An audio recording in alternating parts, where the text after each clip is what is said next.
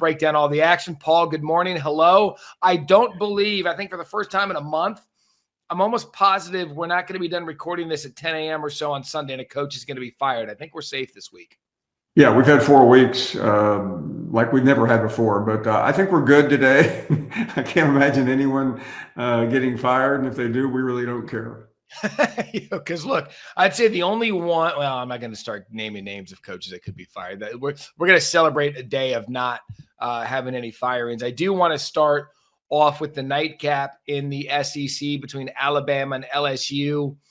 It was ugly at first. It was 3-3. There really wasn't anything great to write home about. But to me, the story, and this happened in a couple of games, we'll get to the other one in a minute, but the story in this one, at least for me, was LSU benching Garrett Nussmeier to go for the transfer Van Buren from Mississippi State.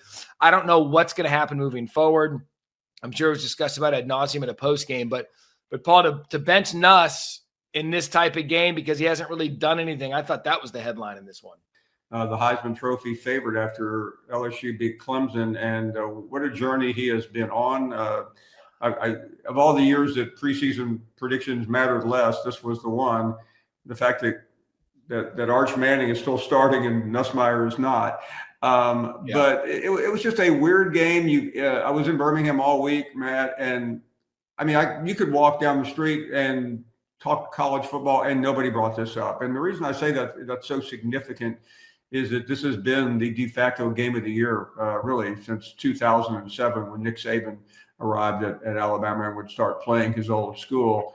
And in terms of LSU, I mean, they really don't have a path forward. Their season has crashed and burned. It's now all about who the governor decides will be the next coach.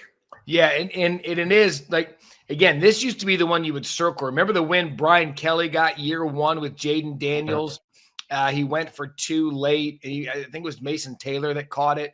And that was kind of, we thought, oh, here we go. Here comes LSU, Alabama. It's back. And I believe Alabama's won 13 of the last 15 against LSU. This thing has just been one-sided. And it's just a game that we always used to look forward to because of the magnitude of what it meant. And now it's just kind of like, okay. Matt, that was one of the stories of yesterday, though, with one exception. Well, a couple of exceptions, but I can't. We were doing a show yesterday from Mississippi State, and I can't tell you how many times, and I'm sure you do it in studio as well, where you go, and Florida has an interim coach, and Auburn has an interim coach, and LSU. I mean, it was just, in some places it really did help. I know we'll get to those games later, but in LSU it helped a little bit, but what the juice. Whatever juice was on the LSU side, it was missing on the Alabama side. I'm not really sure there's an explanation. They have Oklahoma next week, which is a big revenge game. They still have to go to Auburn.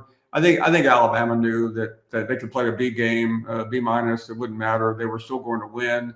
And one thing that does concern me a little bit about Alabama, though, is that they just can't seem to find a running game. Right. And they will need that in the playoffs, Matt. So therefore, I think some people are less than optimistic Alabama is going to go far. Yeah, the SEC conversation, it's pretty simple this morning. Georgia, Mississippi State, where you were, was a blowout. That never manifested itself in a game where people thought maybe Mississippi State, 'cause they've kind of been a little ornery this year with some of these teams. That never did anything. Mississippi State handled Georgia, or Georgia handled Mississippi State the way that they should have. And then the other game, Texas A&M, Missouri. Missouri's on their third-string quarterback. I know they like the true freshman, but it's not his time, and it's not Missouri's time. And so really in that league, Paul, it was chalk. There wasn't anything to write home about. And the 3 teams that we thought were going to get wins coming into Saturday got the wins that they needed to, and everyone kind of survived the day. Yeah, probably the brightest spot of the day, though, was Georgia, Matt. For the first time, they just got off to a fast start. They have not done that. And I think State even jumped out to a 7-0 lead. And then here comes the Dogs, playing a lot better and a lot more consistent. And it sets up as somewhat average as the weekend was last week or this past weekend. Yeah. Next week is just absolutely delightful when you have back-to-back games, Oklahoma and Alabama, and then Texas at Georgia. We've seen a couple of times this year when we've had this when we had a Georgia Ole Miss game and Alabama Tennessee game back to back.